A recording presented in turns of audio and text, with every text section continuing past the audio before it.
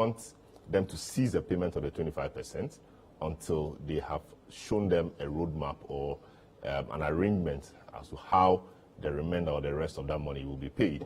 We will understand why they are threatening to go on strike, because an institution hasn't paid them some money which is supposed to be a bonus. We will understand that and see what the issues are really.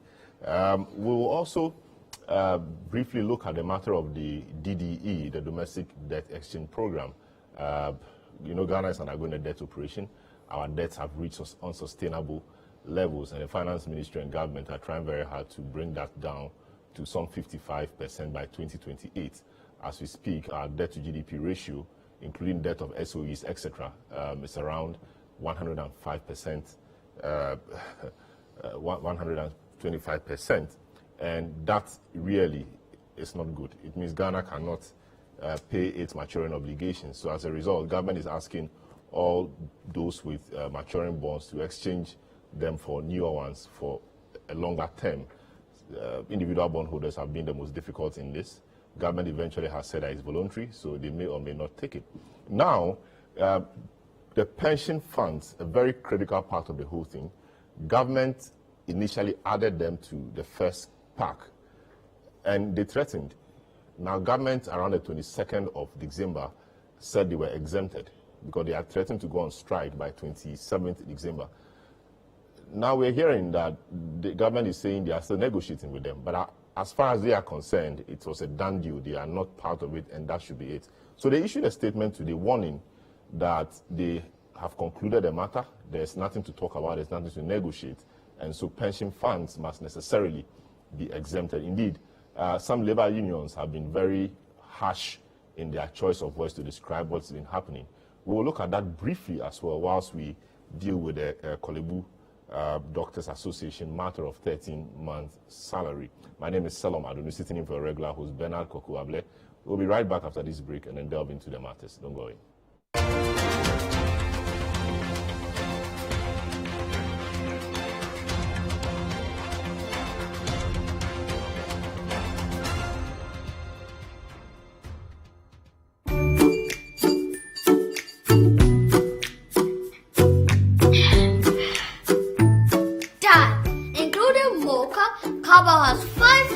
Banana, strawberry, chocolate, coconut. What's the fifth one? Banana. Banana? Okay, Dad. Including mocha, Carvel has 5 flavors. Banana, strawberry, chocolate, and coconut. What is the fifth one? Strawberry. No. Are you feeling hot? Honey, including mocha. Cowbell has 5 flavors: strawberry, banana, chocomalt, coconut. What's the fifth one? Chocomalt? Hey! Coconut! Hey! Nutritious and refreshing, Cowbell has a flavor for everyone. They think I don't know. This advert is FDA approved. Get 2 months of Showmax for the price of 1. It's giving double any day. It's giving celebration Ankasa. All that scandal. It's giving the perfect storm. She. More epic thrills and detective vibes. You go feel, sir. It's giving what it's supposed to be giving and overdose. So subscribe now to get 2 months for only 16 Ghana cedis 99 pesos for a limited time. It's giving Showmax. It's City on the Go. You don't have to miss any of your favorite television and radio shows on City TV and City FM. Enjoy thrilling content from your world of great television and relevant radio at your convenience. Subscribe to CityTube on YouTube. Turn on your notification button and receive prompts on our live streaming sessions and new content uploads. For easy access to the CityTube page, scan the barcode on your screens. Subscribe to the CityTube page and voila! Unlimited content awaits you. Don't forget to subscribe to CityTube for amazing content from City TV and City FM.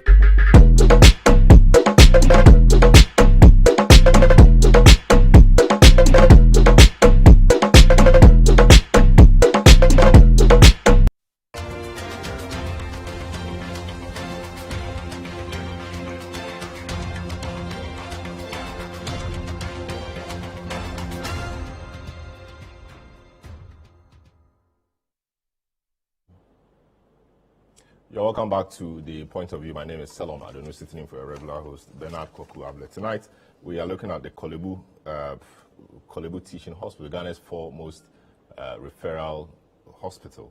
There are a few issues there. The doctors are complaining, and in fact, they've threatened to go on strike, not because government hasn't paid their salaries, but because the institution of Korle-Bu has not paid what they call the 13th month salary, and it is February. The money hasn't come. The institution says it's going to pay 25%. They say, no, hold on to that. Let's discuss how you pay the rest before you start paying. They also say they don't want a decentralization of the payments. We understand all of that in a bit. But also, labor unions are raising alarm over the domestic debt exchange program. We want to understand that because initially government said they were exempting all pension funds. Why are they worried now? Is it that what government told us was not the full story? Didn't they know what is the matter? My guest for tonight's show is Kenneth Kumsin, who is Deputy Secretary General for the Ghana Federation of Labour for the first part, and also Dr. Frank Owusu-Sechere, who is the chairman of the Korle-Bu Doctors Association. Dr. Frank Owusu-Sechere and Kenneth Kumsin, these are my guests tonight. Gentlemen, you're welcome to the program. Let me start off with you, Kenneth. I hope you're doing well, Ken. Good evening, sir. Yes, I'm good. Yes. We thought that matters with the labor unions and the pension funds vis-a-vis the DDE were settled. So how come labor unions issued a strongly worded letter or statement today in respect of what government is hoping to do with the pension funds? We thought the matter was done and dusted by the 22nd of December. What's new? What's happening? Okay, well, thank you very much. I think that I must first of all express gratitude for the constructive discussion in respect to the ongoing domestic debt exchange program and whether or not pensions are exempted. Now, as you know already, pensions clearly are exempted from the ongoing domestic exchange program. And we signed that memorandum of understanding with government.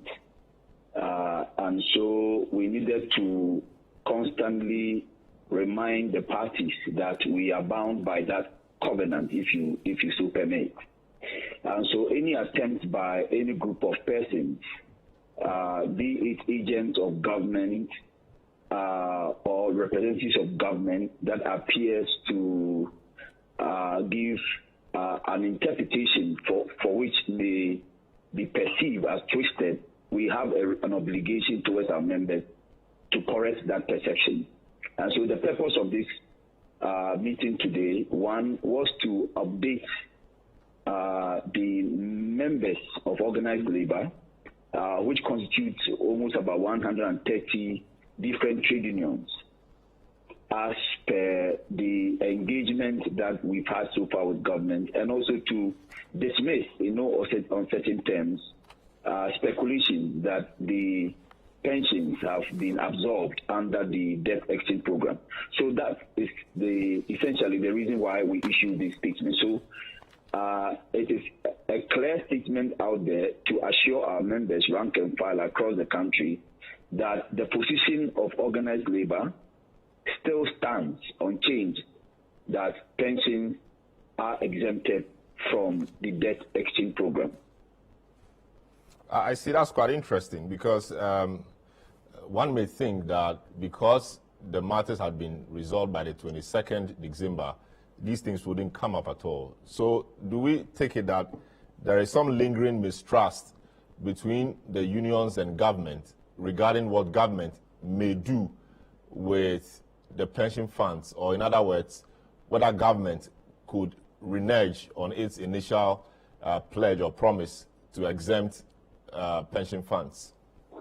Not at all. I don't think that the original position has changed. We heard in the news that there has been a communication from an agent of government, specifically Deputy Minister of Finance, and which had given cause for concern.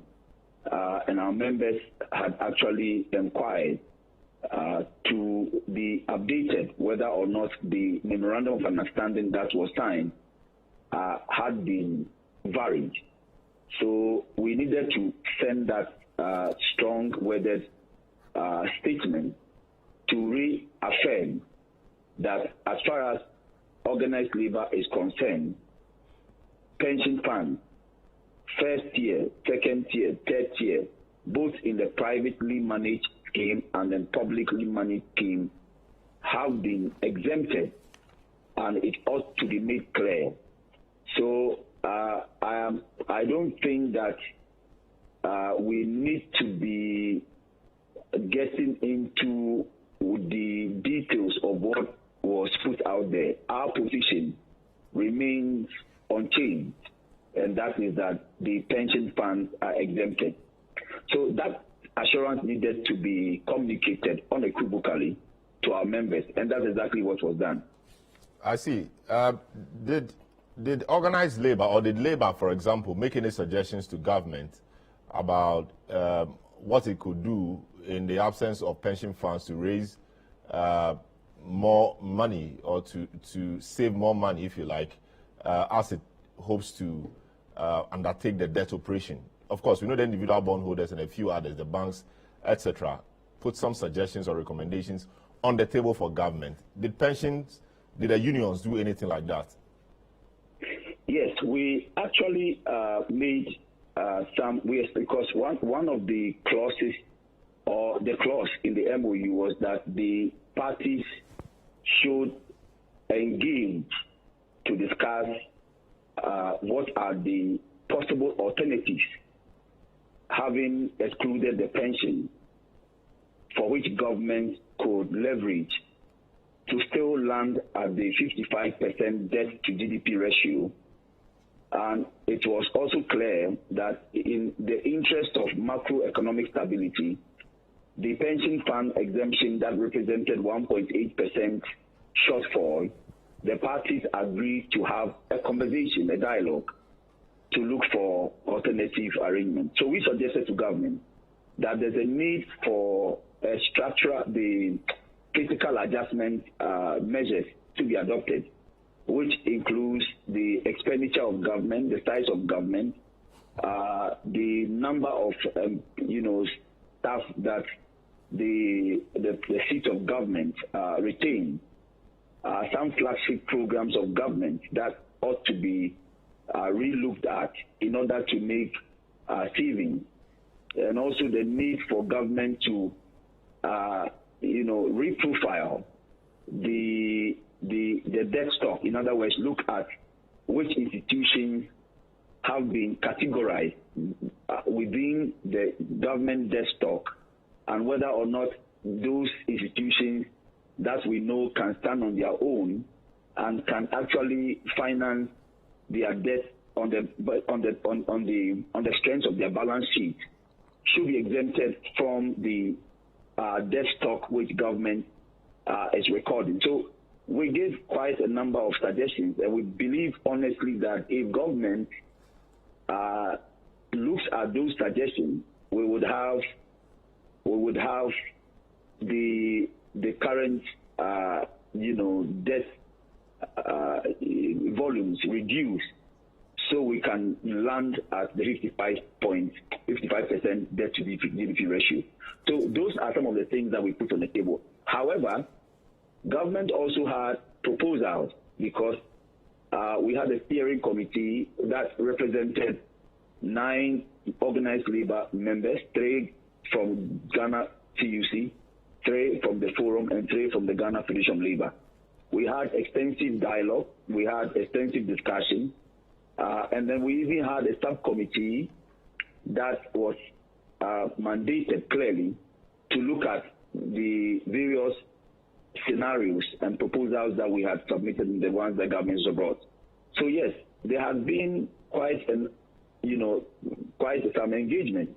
But what in all of this conversation was made clear to government that the content of the MOU, the understanding that we have reached, the consensus and the covenant that we have all bound ourselves still remains that pension funds are exempted. So that for us ought to be made clear. And once we get that understanding, then we can progress in looking at the proposals that we have put on the table for government consideration. So that is what the issue stands now. I see. That's quite interesting. But just looking at the FAQs that government put out recently, portions of that FAQ, when it came to the pension funds, that portion wasn't clear or it wasn't conclusive. So the issue 5, the FAQ's issue 5, dated Wednesday, 11th January 2023, and this is about 2 weeks or some 10, 11 days after your discussion or MOU with government. So the question is, what is happening with pension funds? And the answer is negotiations on the specific terms of an agreement with the pension funds are continuing, and it will be made public once an agreement on the details is reached. This doesn't suggest anything conclusive. The discussions or negotiations on specific terms are ongoing. Could it be that perhaps government put this together, government looking at this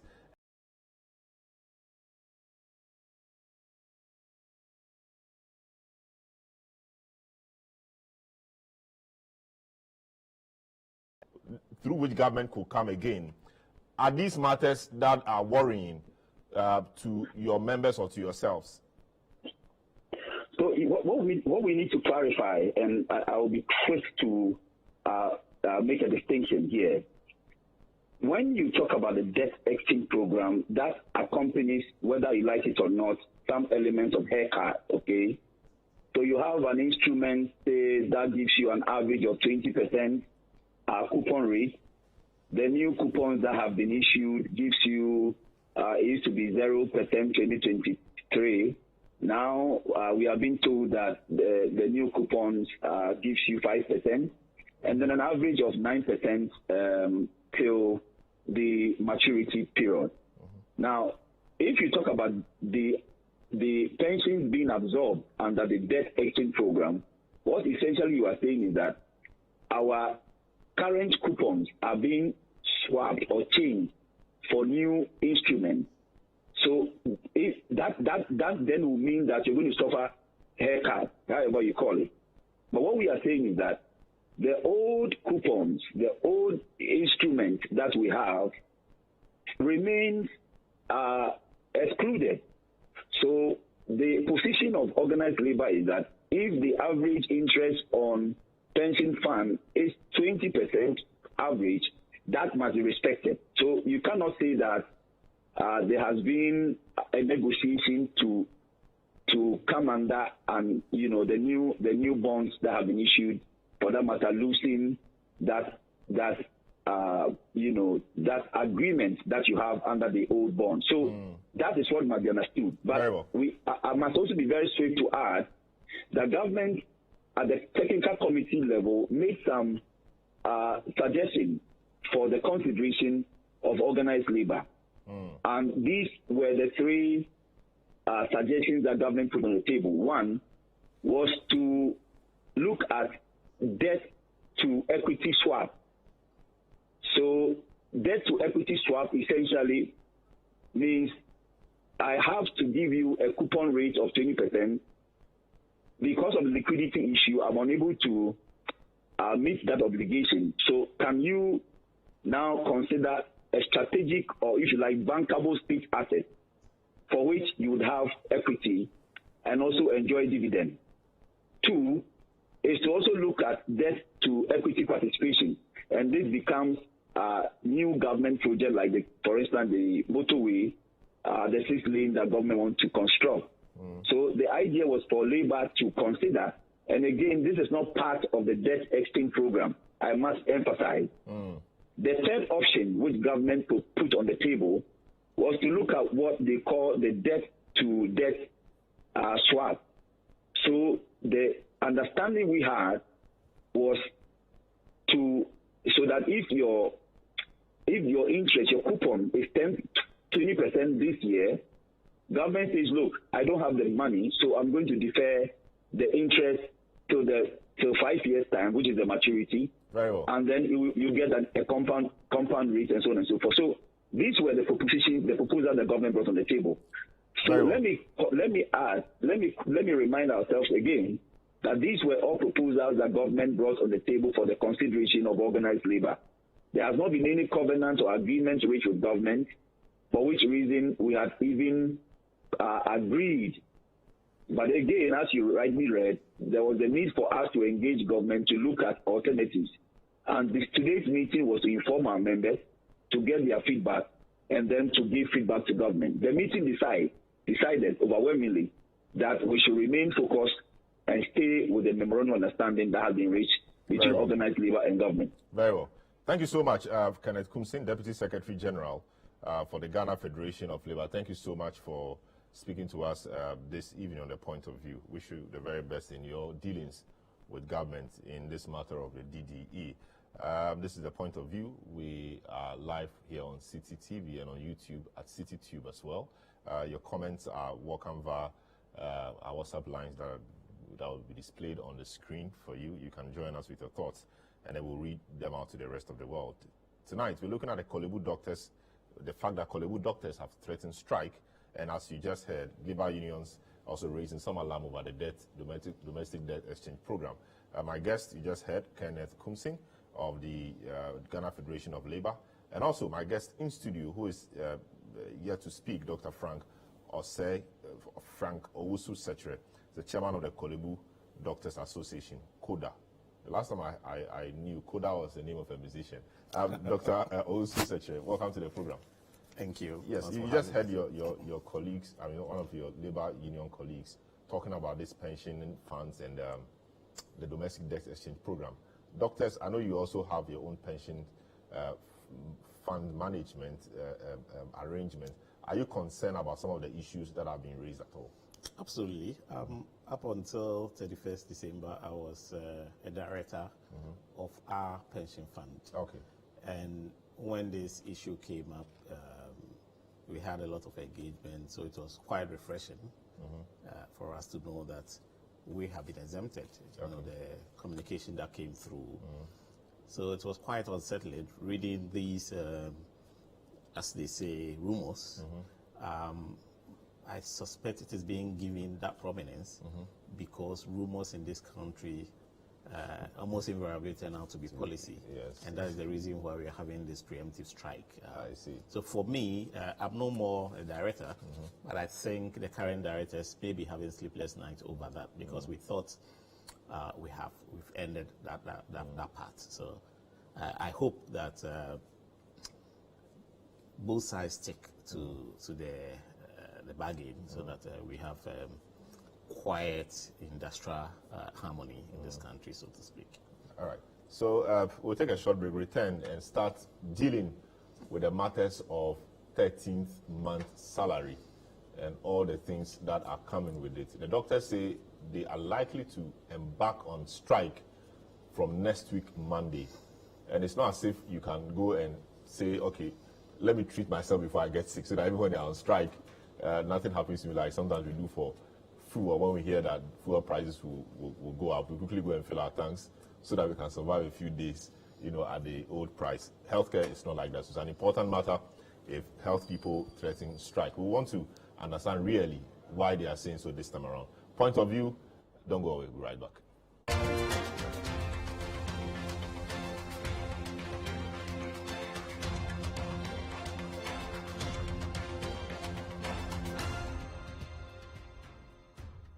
Pepsodent is aware that globally, 1 in 2 children suffer from cavities.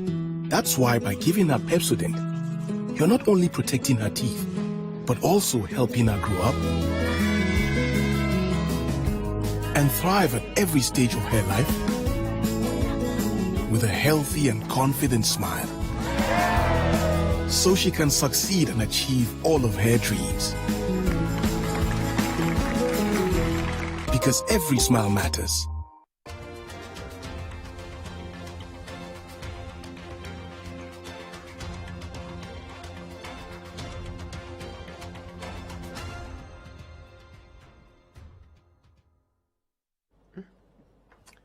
Yeah, welcome back to The Point of View. My guest, Dr. Frank Owusu-Sechere, Chairman, Korle-Bu Doctors Association. They have threatened to go on strike. Why? Because Korle-Bu Teaching Hospital is not really wanting to pay them their 13th month salary. And it's past January, 13th month usually is paid around December so that they can go home, celebrate Christmas with their families and be happy. Doc, what really is the concern? What really is the concern? And what is 13th month salary for someone who is just hearing it for the first time? All right, so doctors have conditions of service. Some are paid from a central source, which means Controller Accountant General's Department will pay you. And some are also supposed to be paid at a facility level. And by facility, we mean the various facilities that we work in. So Korle-Bu Teaching Hospital, for example, is one of the facilities. So if you look at certain things that are supposed to be done for us as part of our conditions of service at the facility level, includes healthcare. It includes what we call car maintenance allowance. The 13th month salary, obviously, is one. And there are other things that are supposed to be done at the facility level. We do understand that we cannot have everything.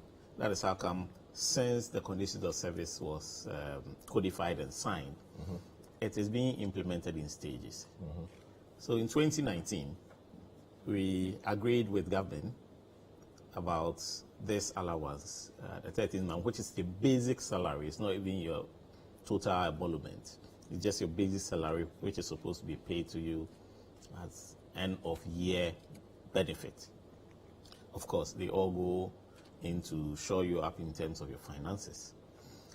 And as of 2022, it had not been implemented. So GMA threatened a strike. And this culminated in a meeting with the Ministry of Health, the Ministry of Labor, the National Labor Commission brokered that agreement, and the Ghana Medical Association. So it was, even though it was agreed in 2019 to begin 2020, it was actually agreed to commence in 2022. So that was when the agreement was. But because it had been agreed, it had to take retrospective effect from 2020 as ensuring the conditions of service. Okay. And so government decided that this is not going to be a central payment. It's going to be done at the facility level. There was the need, therefore, for the facilities to come out with timelines as to how they can make this payment. As at the time it was signed, 2020 had gone by and 2021 as well. So the agreement was that because it is facility level, the central ministry cannot give timelines for the facilities. So the facilities were asked to go back, look at their finances, come back, and give timelines, realistic timelines that they can meet, because nobody wanted to hear anything about the 13-month salary again in terms of threat of strike. So the facilities came back and they said that by end of December, they will have finished paying the 2 years arrears. Okay. That is by 2020 and 2021. So that's the facilities. That's the facilities. So how did the facilities come out? Because there are 1,001 facilities across the country. Yes, so the Ghana Health Service was there. All the teaching hospitals were represented by their CEOs. Okay. Korle-Bu Teaching Hospital was represented by its current CEO. That's Dr. So, Akuma. yes. So the promise that was made was not made on his behalf. It was made by himself. That by 2022 December, we will be able to pay you the money. As soon as that happened, certain facilities started agitating for it to be implemented. Because let's face it, if you want to wait till December to pay over 1,000 doctors, that is going to be a lot of money. But what if you staggered it? So Confanoche, for example, the doctors, they had to go on strike. And soon after, they came out with an arrangement where if your birthday, say, fell in March, you got paid in March. Okay. If you were born in April, you got paid in April. And that made sure that it was spread over a period. Of course, you needed money to also make sure that the service run. When it came to Korle-Bu, we Koda, being very reasonable, I want to believe, had a meeting with the CEO. We actually did 2 Zoom meetings where we gave him the platform to sell out his vision for the hospital for us so that we could all buy into the vision. And also when he thinks he can make do that promise. So that it is not like, well, Kofanoche is up in arms, who is up in arms, so we should also be up in arms. We think that we could, get things done by sitting at the table, arriving at consensus instead of always up in arms with muscle, so to speak. So he did. And in all the engagement we've had with him, the consensus is that by December 2022, you will be paid. Yes. So the payment will cover the arrears? Yes, it's actually supposed to be paid. The December payment is for the 2 years arrears. The 2022 one is supposed to be paid in June 2023. So come June, they will be expected to pay the 2023 one. But we all live in this country. The 2022 one, yes. We all live in this country. We know what happened just a couple of months ago. Prices of things escalating, services running at very high cost. And as you know, the teaching hospitals have their fees determined by Parliament. So it's not something that you can say things are running, so I'm also going to increase. It doesn't work that way. And we are all part. I mean, for example, I'm the head of the pediatric intensive care unit. So I know what goes in and what comes out. So we all wanted to be part of the solution. So it became necessary, looking at the funds, that they won't be able to meet that obligation. On top of that, government again has signed another MOU with the Health Service Workers Union to also receive 13-month salary. So a lot of money that Korle-Bu needed to dish out. So Korle-Bu came out that they could only do 25%. And here is where I'm a bit... They could only do 25% how? Okay, at so... this particular time, or that all, of everything due you, they can only pay 25%, the rest becomes like haircuts. Is that the point? No. Okay. So yes. So that was the understanding we wanted. That I would have expected, after making promises, proddings and everything, if you cannot meet it, I would have expected, or natural justice dictates, that you sit us down at the table, let us come out with a solution. But the board had met and they had decided that they will pay 25% of their entitlement. So if you look at the doctors, because they are owed 2 years, 25% of that 2 years arrears is what they're going to pay. And for the Health Service Workers Union, they're going to pay 25% of the 2022, because theirs was starting in 2022.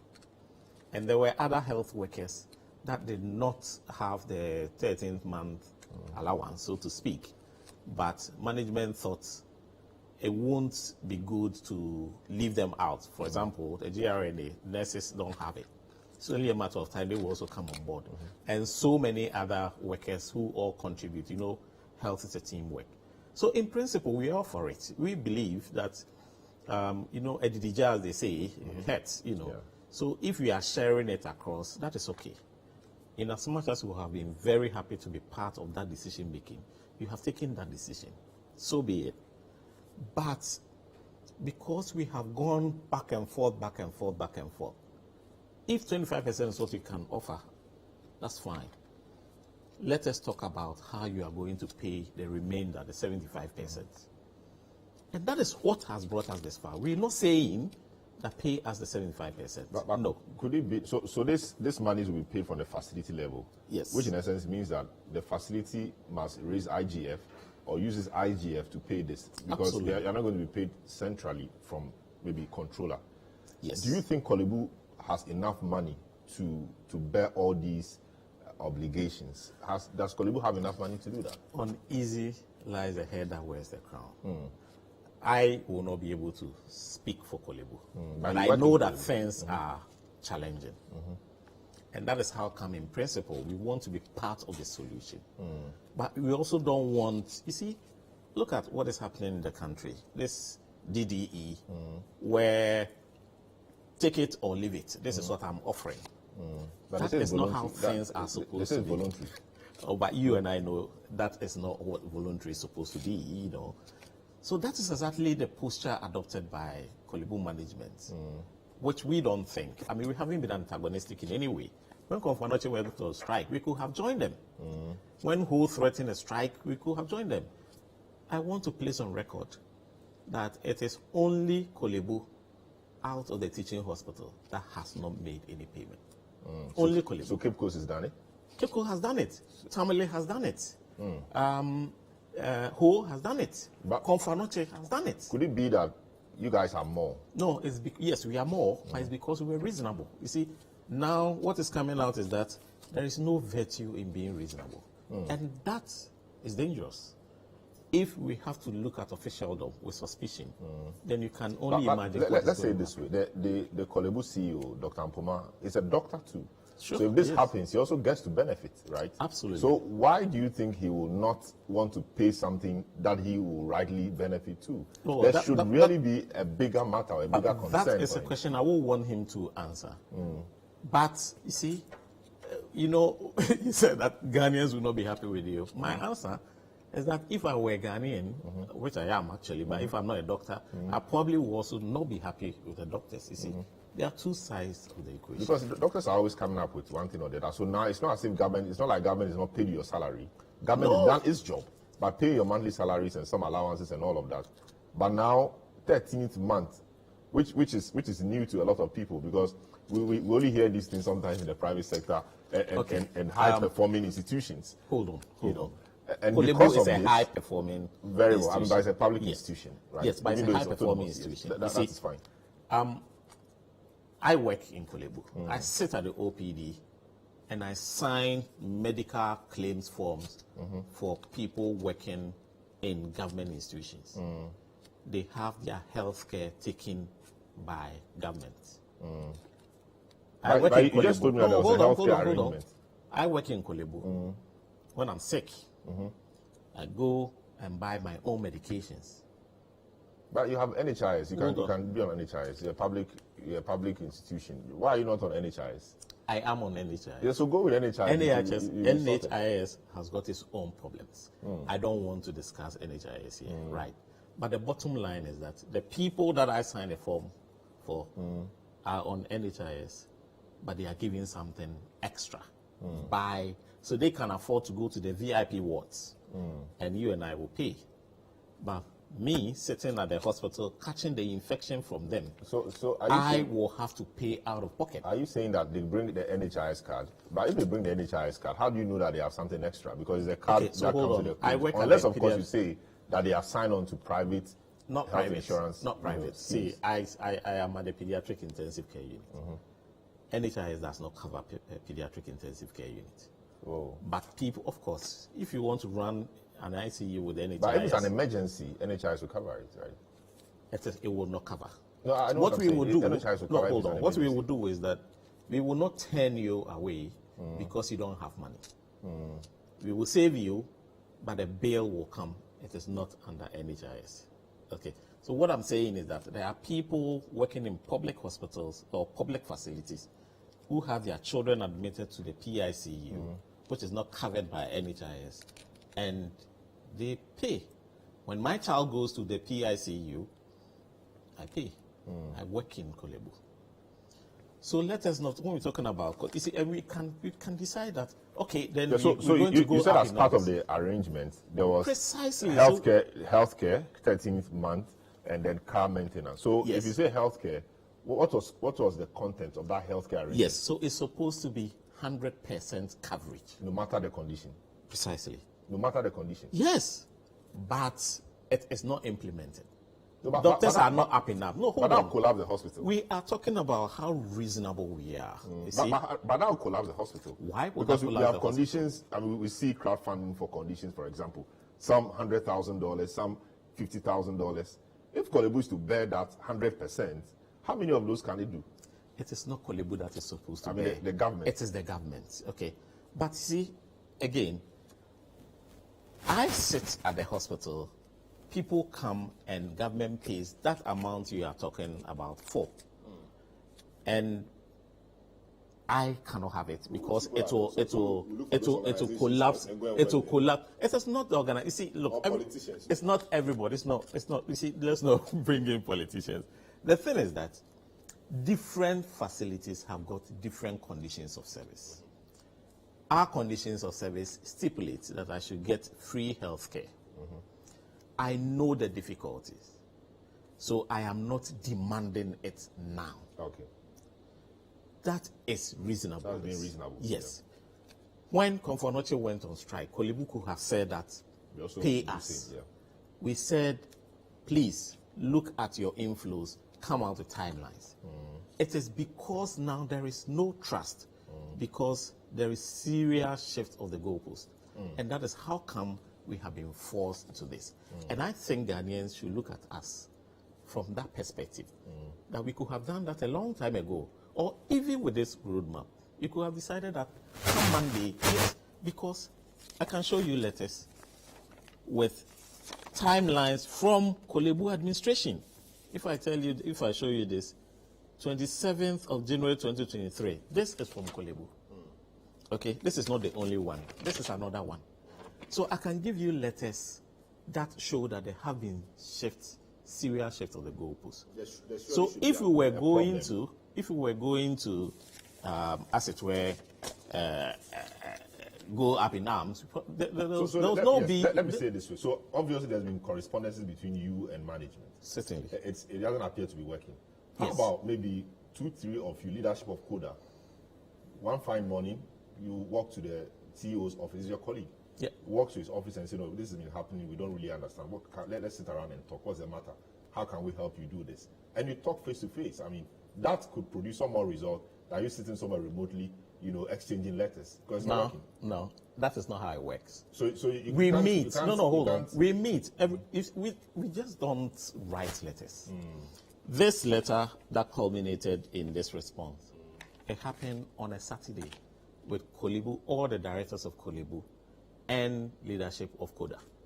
We sat down and then we came on with timelines where we were going to be communicated to as to when those timelines will be given. It did not materialize. So even the timelines that we are pushing for, some people are asking, what shows that if Korle-Bu should come out with, say, a timeline, they are going to really stick to that. I see. This is the point of view. We are discussing the issue about Korle-Bu doctors threatening to go on strike from Monday if the institution of Korle-Bu doesn't pay their 13th month salary. They say they have agreed with the hospital on certain conditions of service. They are doing their part, but it doesn't appear the institution is doing its part. They say they don't want the current arrangement where the hospital is seeking to pay them 25%. They say they should hold on with the 25% until they are clear on how the rest of the 75% will be disbursed or paid them. So that is the matter that we are looking at today. They say they don't want the decentralization as well. They don't want the payment to be made on departmental basis. We'll seek to understand what that means, because we know that the salaries are salaries, whether it's a department making the payment or not. I mean, should it matter? We'll find out about that and really understand what the roadmap to what the strike is when they are going to stop entirely. Because doctors, when they are going on strike, they do it incrementally. First week, they'll say no OPD or only OPD, no new admissions. They take care of the inpatients. The following week, they'll hit it up some more. The other week, I mean, that's what they do until everything comes to an end. We'll find out what the roadmap this time is. Point of view, don't go away. We'll be right back.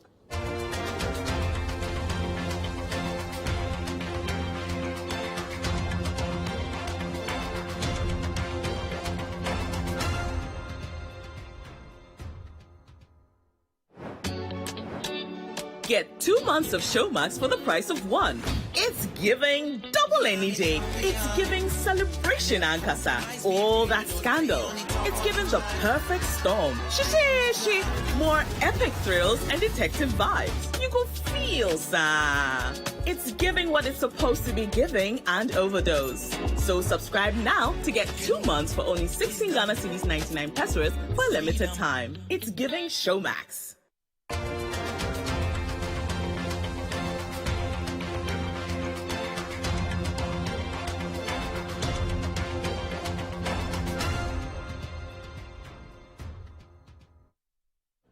Yeah, welcome back to The Point of View. My guest is Dr. Frank Owusu-Sechere. It's interesting, a lot of the people in leadership in the medical arena, GMA, etc., are called Frank. We have Frank Ankobia, Frank Sribo, and now we are seeing Frank Owusu-Sechere. I'm sure there are many other Franks in the medical fraternity, but that's fine. So we are talking about a threat they've issued. They want to withdraw service. Why? Not because government hasn't paid them their salary. They say that Korle-Bu is dragging its feet. There's something they call the 13th month salary. The way it works is that after you've worked the whole year, government or an institution will decide to make you happy by paying you the basic salary, your monthly basic salary, as something you can take home with and you'll be happy. You know, Korle-Bu or the doctors in Ghana agreed to be paid this money. Korle-Bu is telling us that Komfanochi threatened they got it, Cape Coast has gotten it, Tamale has gotten it, Ho threatened they got it, or did they go on strike at all? They only threatened Ho? Komfanochi went on strike. Okay, Komfanochi went on strike and they got it. Ho threatened they got it. Which other one? Okay, so Cape Coast, Tamale. So they all got it now. They all have it now. Yeah. Only Korle-Bu, the foremost Korle-Bu doesn't have it, and he thinks that it's because they've been too reasonable, and that is dangerous. So that, I mean, for reasonableness not to be rewarded is dangerous, he says. So reasonableness doesn't appear to be a virtue anymore. But we also hear about certain decentralization of the payments you don't want. You want it centralized. What does it mean? Why don't you want it decentralized? Okay, so the way Korle-Bu works is that Korle-Bu is divided into departments. I work at a child health department, some in surgery, some in ONG, medicine, polyclinic, and others. And naturally, some departments generate more. For example, if you come to children, our rate and everything is subsidized. So how much we generate may not be comparable to, say, surgery or ONG, for example. So we were hoping that if you leave it to the departments, it could be that some departments will pay today, and 10 years later, some departments will not have been able to pay. But every money that is paid in Korle-Bu goes to a central pool. So we were hoping that, yes, the departments will bring their indebtedness. They will collate the list, bring it to central administration. They look at how much they have to pay, and then they take it and sign the checks from the central source so that everybody gets it. That negates this department paying and other. You see, we're talking about time value of money.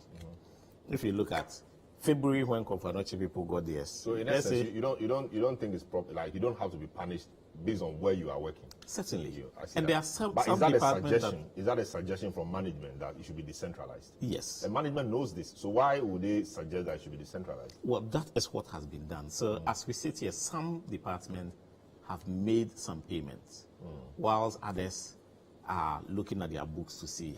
But it shouldn't come to that. You see, it is an agreement. It is supposed to be a central thing, and it must be respected as such. So that we don't, it's like it's become a divide and rule thing. So if you pay the people in surgery, they are happy, they work. Then pediatrics will be up in arms. Then you pay pediatrics. Won't it also force your departmental heads to be more innovative, to find ways of generating more IGF so they can sustain this scheme? Korle-Bu,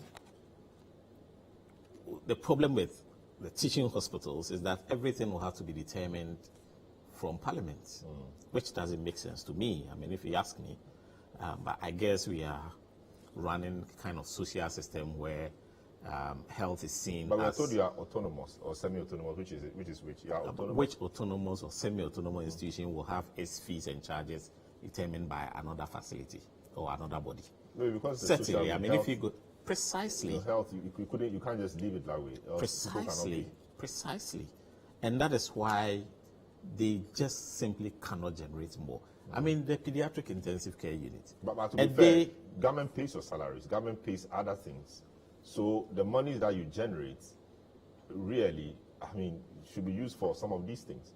Because if it were a private institution, they will have to pay their own salaries. I think on the cursory look, it may appear so. You see, don't get me wrong. I am not saying that there is so much money sitting there, management is messing up with it. No. When you sit there, you realize that there's a huge... people have written books, Monster and other things, you know. The amount of money that comes in and what is expected to go out don't match. That is how come to me, probably wasn't a well thought through decision to make this payment from the facilities. But the CEOs were there and they said, we will. So if you ask for us, GMA, whenever we are negotiating, we want it to be central, because then there is no big hoo-ha about how its implementation is going to be. Korle-Bu is looking at their indebtedness, they are looking at service delivery, and looking at this payment. And this payment is a huge chunk of money that they have to find from somewhere. People come to Korle-Bu with a phone call, bills are waived. There's a lot of pilfering going on. Things are subsidized. I mean, if you want the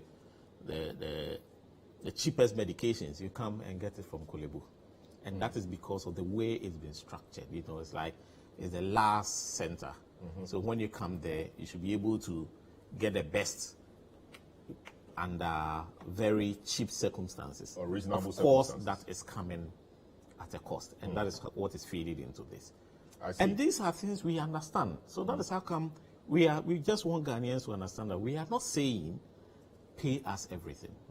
What we are saying is that we don't want this to be a recurring theme. The point is, why should the poor Ghanaians suffer for an internal matter you are having with your bosses? Oh, it's the same thing. I mean, see, if you bought bonds, you will suffer for an internal something that goes beyond you. You see, things are interrelated, and you may not be able to extricate one from the other. So when it comes to those things, you see, like I always say that if I were a Ghanaian, not a medic, not a doctor, I probably would look at things that way. But as a doctor, you see things differently. I mean, look at February. 1,000 cities in February probably could have bought, let's say, 500 or 600 or 700, maybe £1,000, $1,000. It may not be able to buy now. You see, things are changing by the second. So for us to even agree that pay as a percentage, bring out the timelines, we knew that that money is going to erode its value. Have you escalated this matter to your sector ministry or the sector minister? The letter that we wrote was copied to the minister. You've not heard anything from his office? So far, not. And we haven't even heard anything from Korle-Bu management. So what's the roadmap really? So from 6 to so from now to the 5th, you are expecting management to come out with a clear timeline for the payment of the arrears and to make this payment a centralized one instead of departmental. After all, every payment goes into. So if management decides to keep the decentralized way they want to do it, your front will be broken because those happy will keep quiet. No, and it will be broken. No, I mean, it will only be broken if they pay all. You see, if you pay 25%, you still have a whopping 75% to pay. And if you are not paying, whether the department can or cannot, and we know the department cannot as of now, so you still need to come to the table with reasonable timelines. So after this week, what happens next? I am hoping we don't get there. I'm hoping that we should be able to sit and come out with the timelines. And the timelines must be agreed by both parties. And there must be firm commitments. Not like we are just saying something for you to call it off so that it gets there and it becomes another tug of war. We just want solutions. So if that doesn't happen, then we will draw outpatient department. They are the people who, they are sick but not so sick, probably can find care somewhere. They are not emergencies. We will continue to see emergencies and those that we have admitted in inpatient under our care. Then if that is going to be for another week. If that doesn't, we don't hear or we don't get resolution, then we escalate to stopping emergencies. And it's not... Shut down Korle-Bu. The others will be working, but there will be no doctor there, so... And you know what hurts me? It's not a good feeling.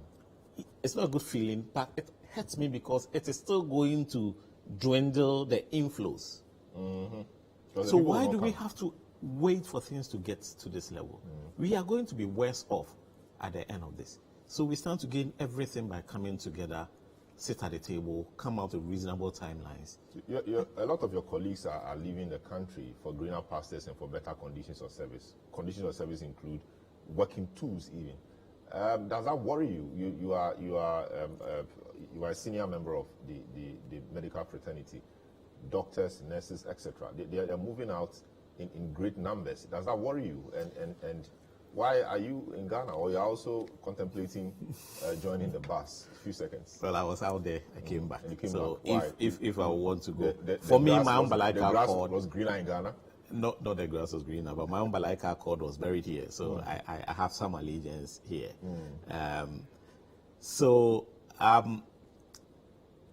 For me, not only as a senior doctor, but every Ghanaian should be worried about what is happening. Some time ago, that used to be the norm. And then through a concerted effort, we were able to stem that tide. COVID, for example, has made it very easy.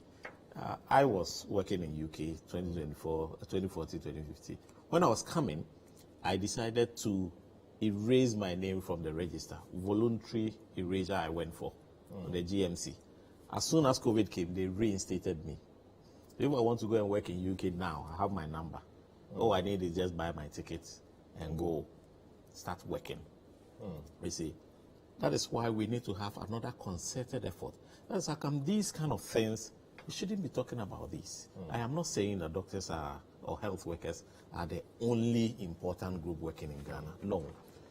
But when they leave a huge void. It is for a reason why and UK is looking for you. Certainly. And it takes time to train you. Absolutely. I see. But Ghana also deserves that those we have trained remain in the country to take care of us, whilst we also do our best to take care of you too. Precisely. All right. So thank you so much, Dr. Franco Owusu-Sechere, who is a chairman of the Korle-Bu Doctors Association and also head of the pediatric unit. Pediatric intensive care unit of the Korle-Bu Teaching Hospital. They've had concerns about the payment of their 13th month salary arrears, and they are threatening to go on strike from 6th of February 2023. My name is Salom Adonu, a student for Bernard Kokoable. We'll be back again some other time for another exciting edition of The Point of View. Have a good evening.